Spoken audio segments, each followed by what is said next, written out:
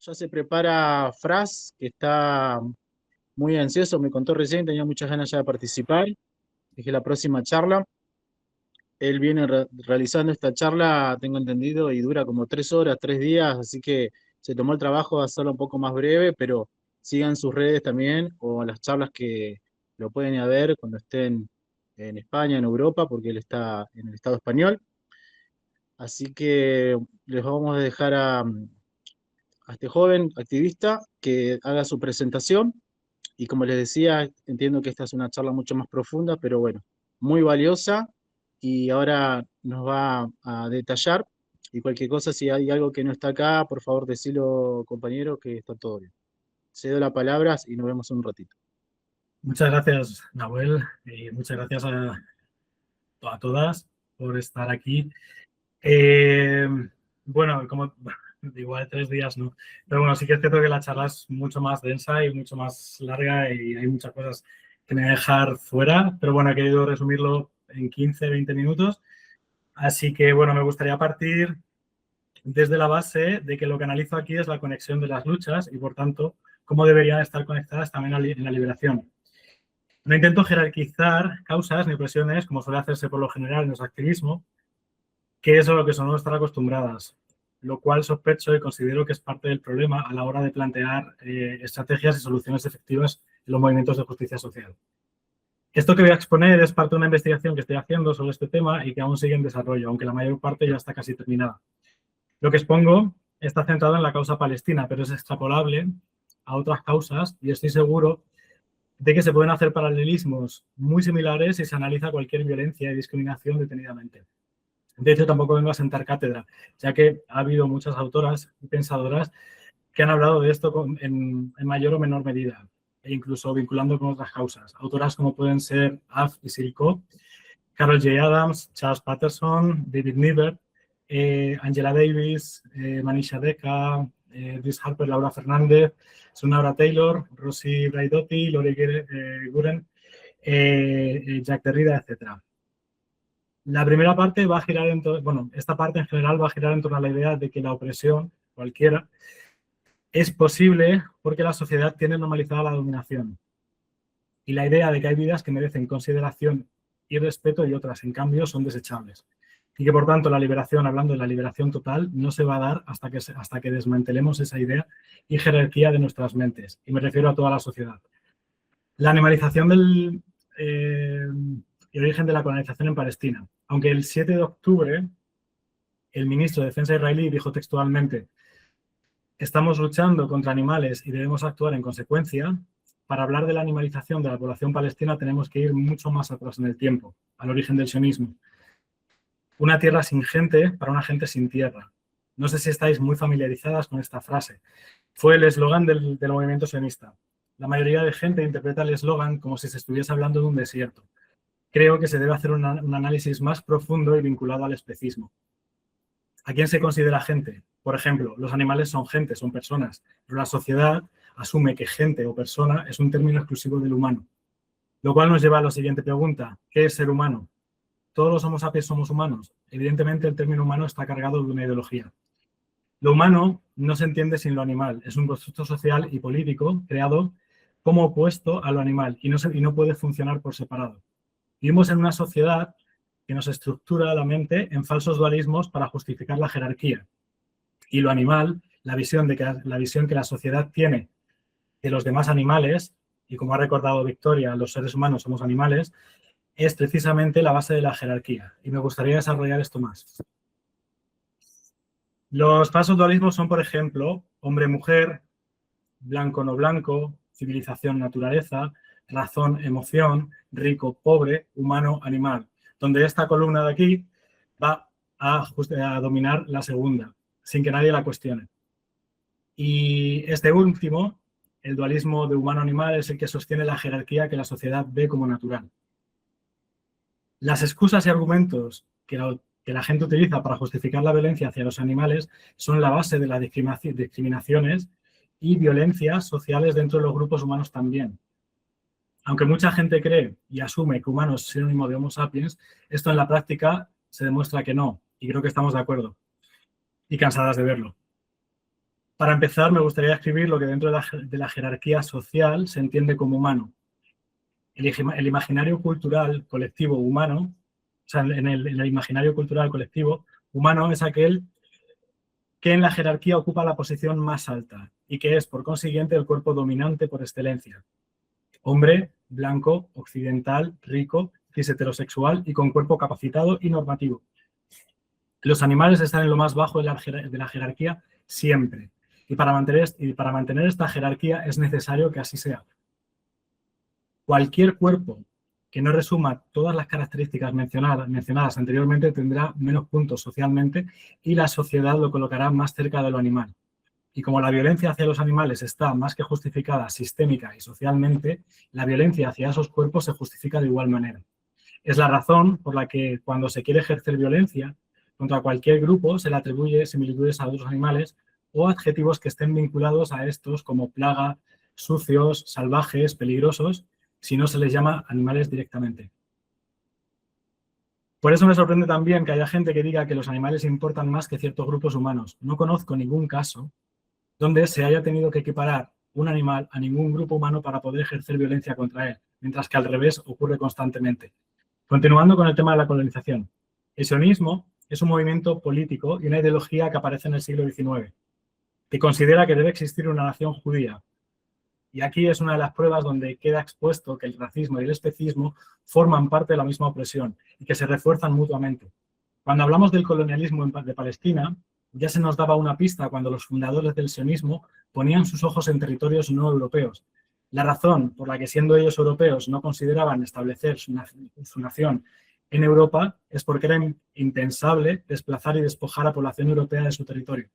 Cuando los humanos van a construir una casa, una carretera o cualquier instalación, no tienen en cuenta las vidas animales que habitan en ese lugar ni se tienen en consideración. De igual manera, los sionistas veían así a la población palestina. Y ese es el modo en que ha operado el colonialismo desde sus inicios. Patterson describe el colonialismo como una extensión de la violencia a la que hemos sometido a los demás animales. Para la animalización, pero la animalización no termina ahí. Eso es solo el comienzo. Desde el momento en el que los sionistas ponen sus pies en Palestina, la animalización continúa y hasta el día de hoy.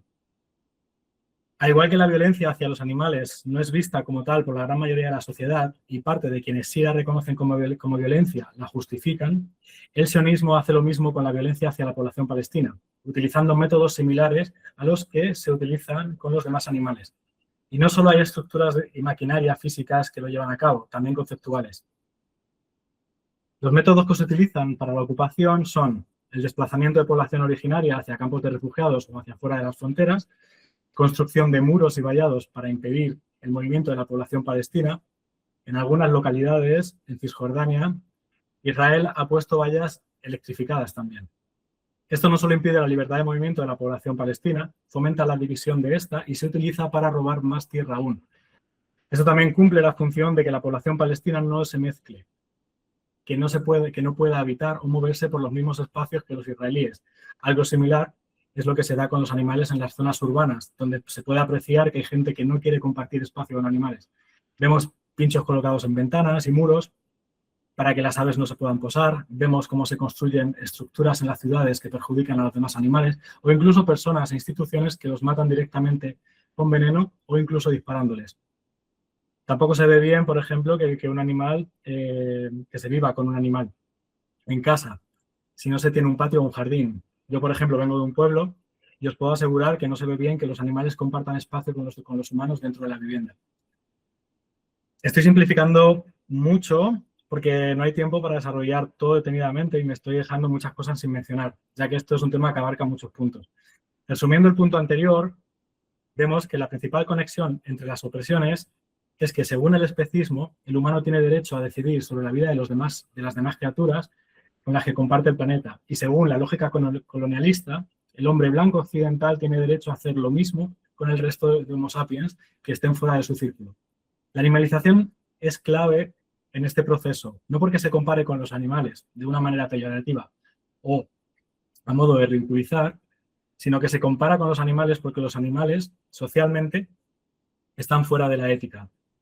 Pero por lo que sea, la mayoría de la gente no quiere entrar en este terreno a analizar.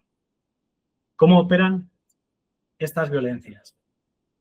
Además de la jerarquización de las vidas, que creo que es algo más que objetivo, del mismo modo que a los demás animales se les reduce a objetos, propiedades, se les niega la subjetividad e incluso se les describe como máquinas que funcionan a través de instintos, para justificar el confinamiento y su exterminio, a la población palestina se le describe como masa irracional, amenaza demográfica, cuerpos violentos por naturaleza y amenaza contra civilización y valores occidentales.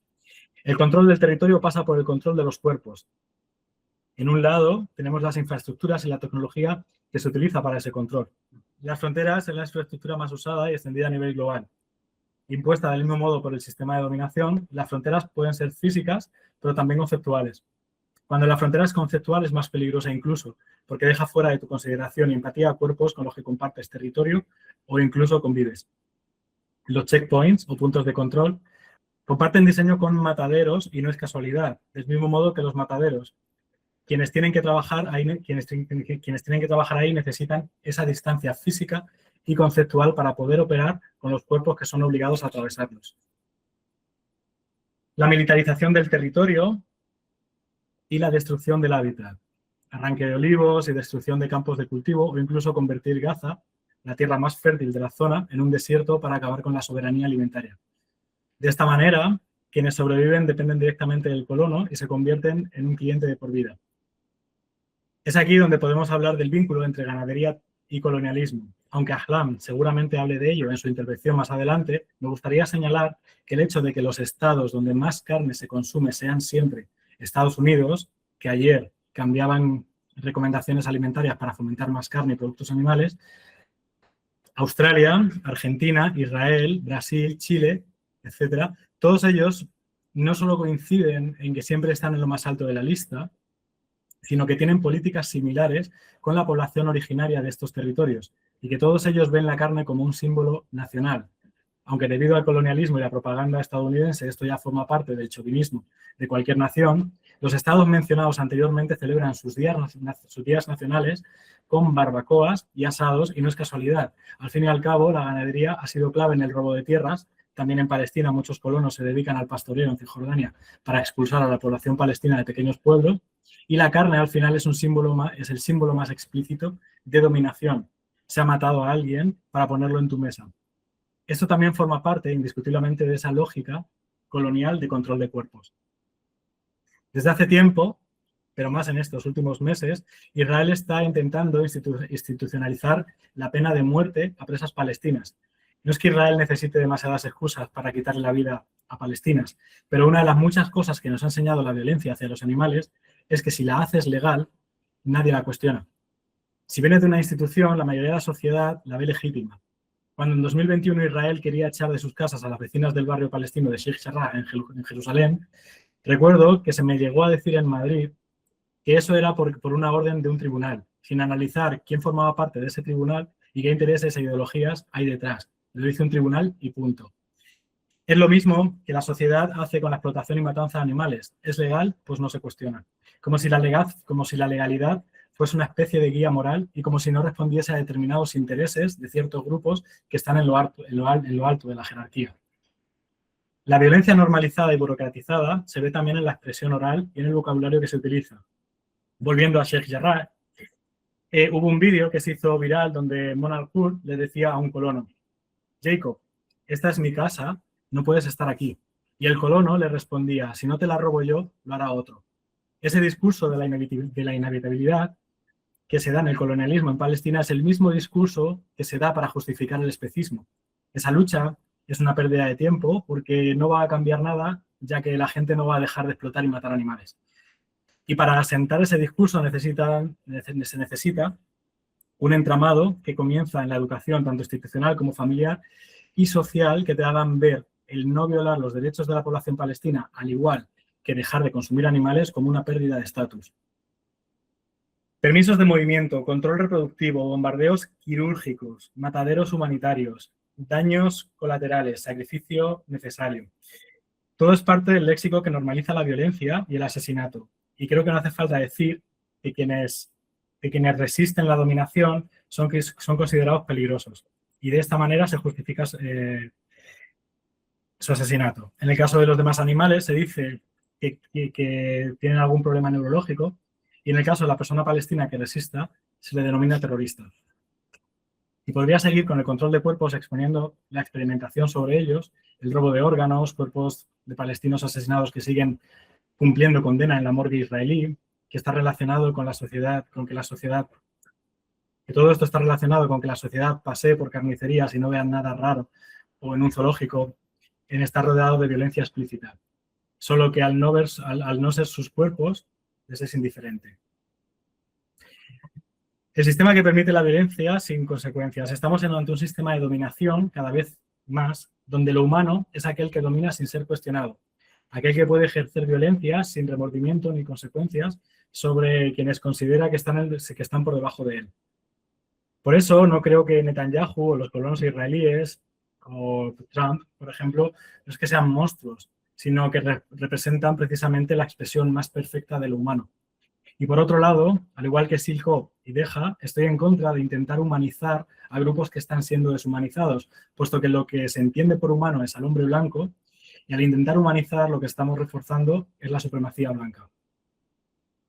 Pero antes de proponer alternativas, me gustaría remarcar las conexiones no solo en la retórica, en la que se pueden dar muchos más ejemplos, sino también en la soberbia a la hora de confrontar estos temas. Desde que empezó el genocidio en Gaza, el tema de la población palestina no ha dejado de estar en los debates televisivos y sociales en la sociedad israelí, lo cual ha llevado a exponer esa soberbia del colono que sabe que no va a tener consecuencias sobre sus actos. Hemos visto incluso a soldados posando con cuerpos palestinos o rehenes palestinos en fotos del mismo modo que cazadores posan con animales. Esos cuerpos se convierten en trofeos para mantener ese estatus del que hablaba antes. Del mismo modo que quien cuelga productos animales en sus redes sociales o habla de los animales que se come. Lo importante es mostrar y mantener ese estatus.